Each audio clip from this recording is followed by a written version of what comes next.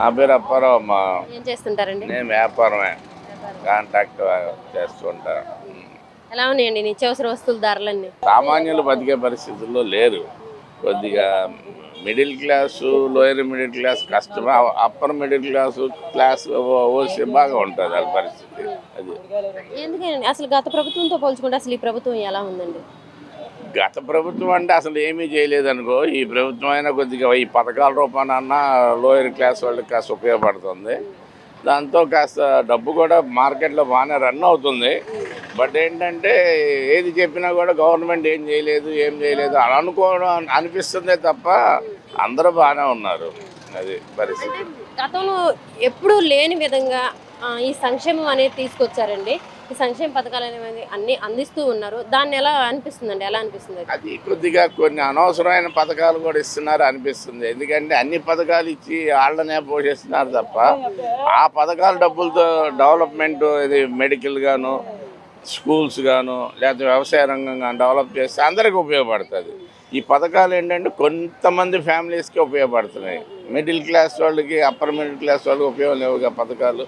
కాకపోతే కొంతమంది బోగస్ సర్టిఫికేట్లు పెట్టుకొని పొందుతున్నారు పథకాలు, అది వేరే విషయం. కానీ పథకాలు పెట్టడం వలన జనాలు ఈ రకంగా తయారవుతున్నారు తప్ప ఎవరు కష్టపడి పనిచేయాలనేది కోరిక మర్చిపోతున్నారు. మరి ఈ పథకాలు గతంలో అసలు ఏ ప్రభుత్వం పెట్టలేదు, అంటే పెట్టలేదని అంటున్నారు.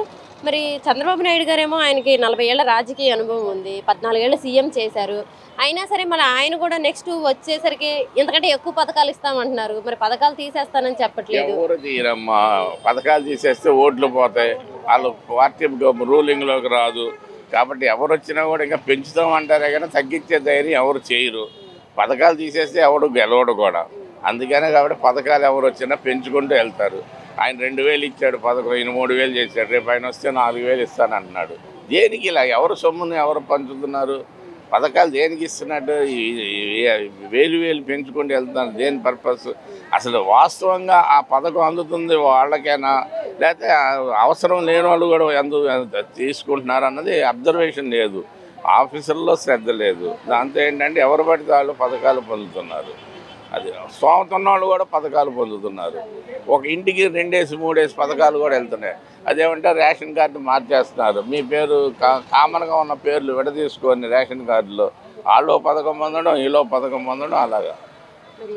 ఇప్పుడు చూస్తే గవర్నమెంట్ స్కూల్స్ ఎలా ఉన్నాయండి? బాగున్నాయి. లాక్డౌన్ మీద చూస్తే చాలా బెటర్గా ఉన్నాయి. స్కూల్స్ కూడా చాలా అందంగా తయారయ్యేది, చాలా బాగున్నాయి. స్టాఫ్ని కూడా పెంచారు, టీచర్స్ని కూడా పెంచారు. అదంతా బాగానే ఉంది. స్కూల్స్ మాత్రం బాగానే ఉన్నాయి. అంతేకాకుండా మరి స్కూల్స్కి CBS సిలబస్ తీసుకొచ్చారు, ఇంగ్లీష్ మీడియం తీసుకొచ్చారు పిల్లలకి. వెరీ గుడ్, మంచిది. అలాంటివి నేను అనేది అదే, ఈ పథకాల రూపాయలు డబ్బు పంచే బదులు ఇలాంటివి పెంచుకోవడం, స్కూల్స్ని బాగు చేయడం, స్కూల్స్లో CBS సిలబస్ తేవడం, ఇంగ్లీష్ మీడియం తేవడం, దానికి కావాల్సిన టీచర్స్ని అలాట్ చేసుకోవడం, పోస్టింగ్ ఇవ్వడం టీచర్స్కి. అలాగే హాస్పిటల్స్ ఉన్నాయి, హాస్పిటల్లో సరైన ఎక్విప్మెంట్ తీసుకోవడం. ప్రైవేట్ హాస్పిటల్కి వెళ్తే లక్షలు అవుతున్నాయి.